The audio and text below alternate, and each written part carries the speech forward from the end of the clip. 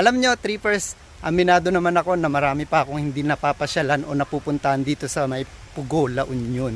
Kaya naman, sasama ko kayo sa mga bawat adventure na ginagawa ko.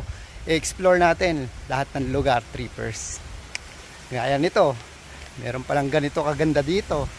Ngayon ko lang napuntahan to, trippers, papakita ko sa inyo. Diba? Oh. Diba? Kaliwat kanan yung ganda rito sa Pugo, La Union, trippers. Diba?